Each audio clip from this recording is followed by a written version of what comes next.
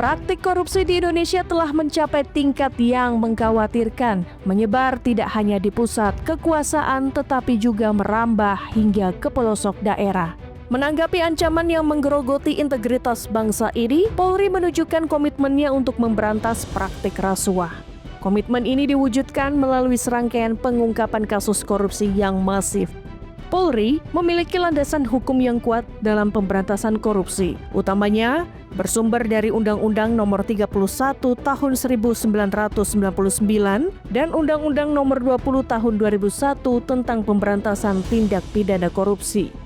Regulasi ini bersama dengan Kitab Undang-Undang Hukum Pidana memberikan kewenangan penuh kepada aparat penegak hukum untuk mengusut berbagai bentuk kejahatan rasuah, mulai dari suap, gratifikasi, penggelapan dalam jabatan, hingga kerugian keuangan negara. Sepanjang tahun 2025, banyak kasus korupsi yang terjadi di berbagai daerah di Indonesia yang telah berhasil dibongkar oleh aparat kepolisian. Dari pengungkapan ini, mengirimkan pesan tegas bahwa tidak ada ruang bagi koruptor dimanapun mereka berada.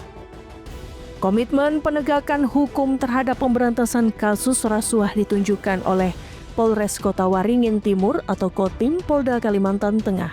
Pada Rabu 5 Februari 2025, Polres Kotim menetapkan mantan Kepala Desa Pulau Hanaut berinisial R sebagai tersangka. Penetapan ini dilakukan setelah berkas perkara dinyatakan lengkap oleh Kejaksaan Negeri Sampit.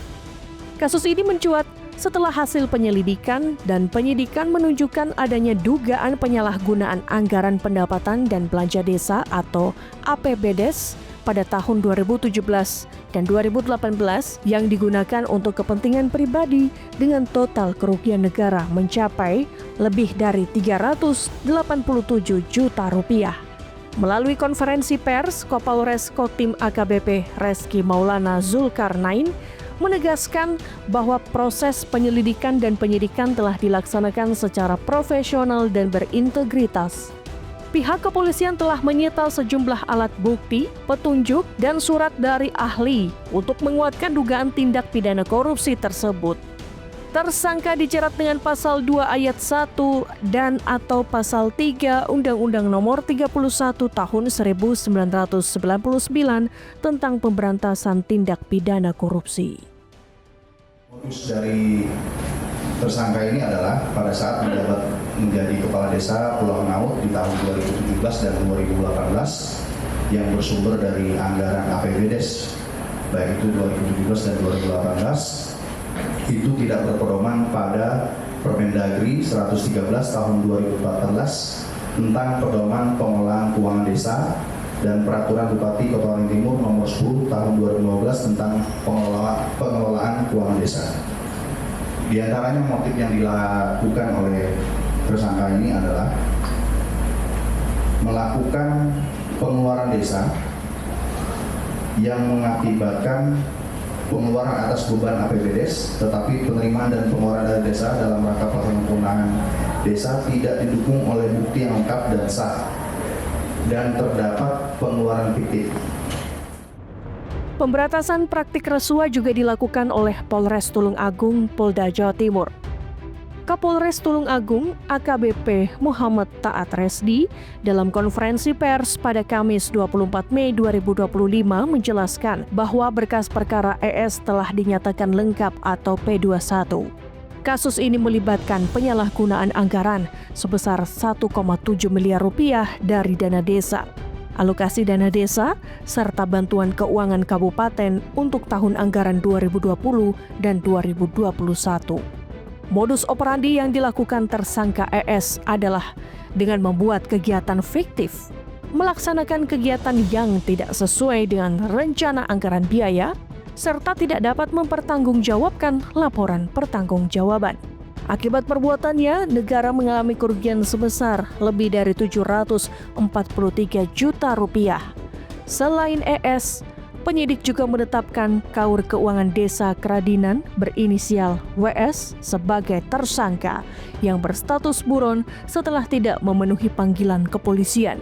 Dan polisi masih melakukan penelusuran aset untuk mengungkap aliran dana hasil tindak pidana korupsi. Berdasarkan hasil pemeriksaan digunakan oleh tersangka untuk membayar berbagai kebutuhan pribadi, termasuk hutang-hutang atau yang dihadapi oleh para tersangka. Tidak ada aset atau hasil kejahatan yang bisa kemudian kita telusuri untuk dilakukan penyitaan ataupun penyidikan tindak pidana pencucian uang. Kasus korupsi dana desa juga terjadi di Kabupaten Labuan Batu Utara, Sumatera Utara. Kasus ini diungkap oleh Polres Labuan Batu dengan menetapkan mantan kepala desa Siparepare Tengah berinisial AH sebagai tersangka. Penetapan ini dilakukan setelah penyidikan intensif mengungkap penyalahgunaan anggaran pendapatan dan belanja desa tahun anggaran 2021-2022. Dalam konferensi pers yang dipimpin oleh Kapolres Labuhan Batu AKBP Coki Sentosa Meliala pada Kamis 10 April 2025 terungkap bahwa kerugian negara dalam kasus ini mencapai lebih dari 740 juta rupiah. Sangkakan adalah pasal 2 ayat 1 subsidiar pasal 3 contoh pasal 18 Undang-Undang RI nomor 31 tahun 1999 tentang pemberantasan tindak pidana korupsi sebagaimana telah diubah dengan Undang-Undang RI nomor 20 tahun 2001 tentang perubahan atas Undang-Undang RI nomor 31 tahun 1999 tentang pemberantasan tindak pidana korupsi.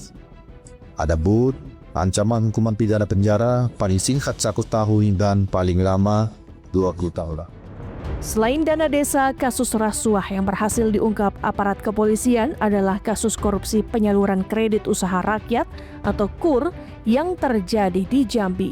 Polres Tebo, Polda Jambi membongkar kasus penyaluran KUR di Bank Syariah Indonesia atau BSI Kantor Cabang Pembantu Jambi, Rimbo Bujang 1.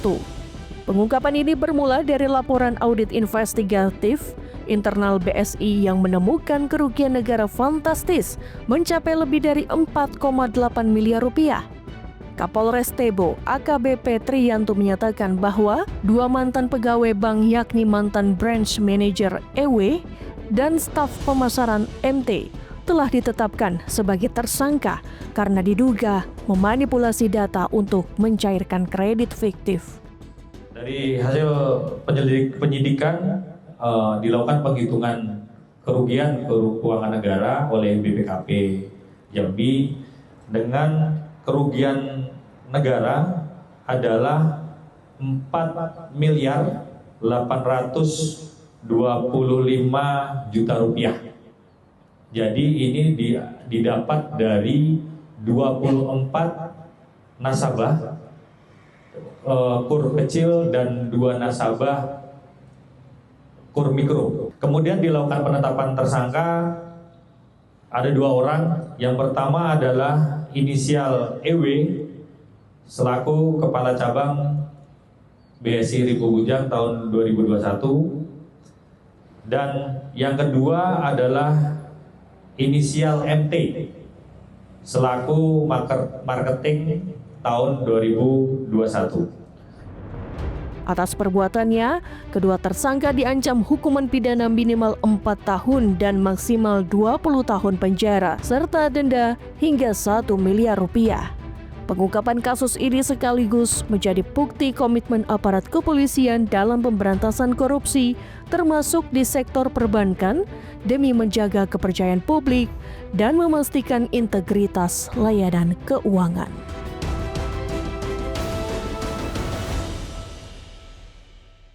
Perkara dugaan tindak pidana korupsi pada pengadaan kapal Azimut Yak 43 atau Antis 56 ini berawal di tahun 2020, di mana Biro Umum Provinsi Sulawesi Tenggara menganggarkan paket pekerjaan belanja modal pengadaan alat-alat angkutan.